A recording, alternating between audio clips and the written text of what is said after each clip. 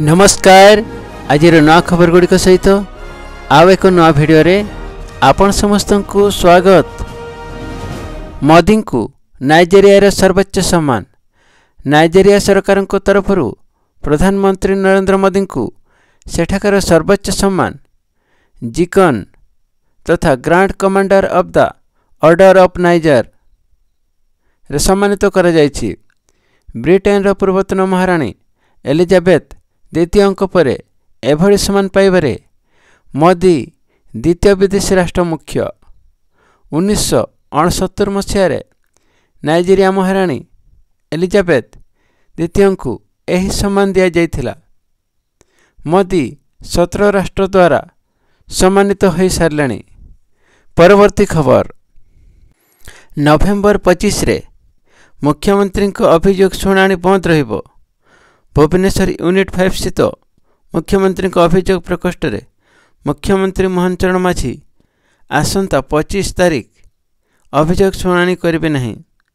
एही दिन मुख्यमंत्री जन अभियोग शुणाणी बंद रहिबो बोली साधारण प्रशासन और साधारण अभियोग विभाग तरफ सूचना दि जाइछि।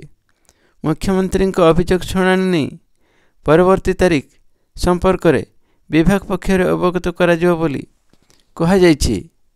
परवर्ती खबर प्रति पंचायत रे खोलिबो क्षीरधारा केन्द्र। एठारे चाषी माने क्षीर आनी बिक्री करिवे एवं सेमानक बैंक खाता को क्षीर मूल्य डेबिट माध्यम रे पठाजिबो बोली मंत्री और पशु संपद मंत्री गोकुलानंद मल्लिक कहिसंती। ओम्फेड समीक्षा बैठक रे मंत्री श्री मल्लिक कहिथिले लोकों को चाहिदा देखि विभिन्न स्थान रे ओम्फेड पार्लर खोलाजिबो। अति आवश्यक थिबा स्थान रे वर्तमान सुधा 20टी क्षीरधारा केन्द्र खोली सारलाणी। मासी भितर 27 रु 28टी क्षीरधारा केन्द्र खोलिबा पई पदक्षेप ग्रहण करा जाइछि।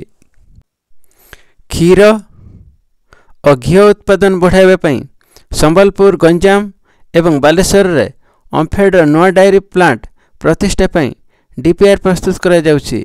मंत्री श्री मल्लिक कहिसंती आगामी दिन में ओम्फेड किछि नवा सामग्री उत्पादन करबा को जाउछि। लोकों को आवश्यकता को देखि ओम्फेड पानी पाउच पानी बोतल आइसक्रीम चॉकलेट आदि तैयारी करिवे। राज्यर विभिन्न प्लांट रे एही सब जिनिस तैयारी करा जाई बाजार को छाड़िबे।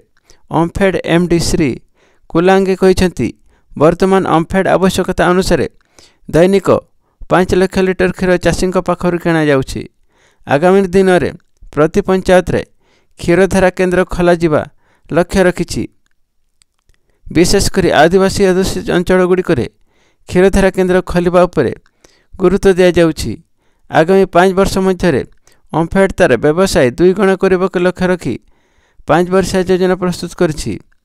देशी गाय वंश वृद्धि उपरे गुरुत्व दिया जिवो बोली मंत्री को निर्देश थिबा से कहिसंती। परवर्ती खबर उड़ाणर विकास पथरे ओडिशा सीधा सड़क विमान सेवा आरंभ हेबाकु जाउछि, जहाद्वारा कि भुवनेश्वर बिजू पट्टनायक आंतर्जातिक विमानबंदर रु इंदौर डेहराडून कोच्चि जयपुर एवं लखनऊ को सीधा सड़क विमान सेवा आरंभ हेबाकु जाउछि।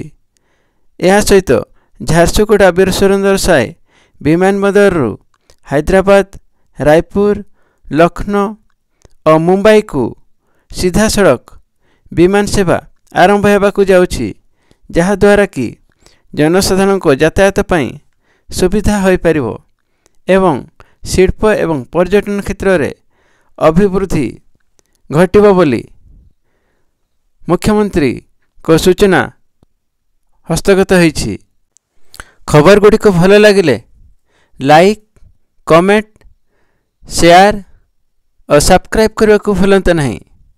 धन्यवाद।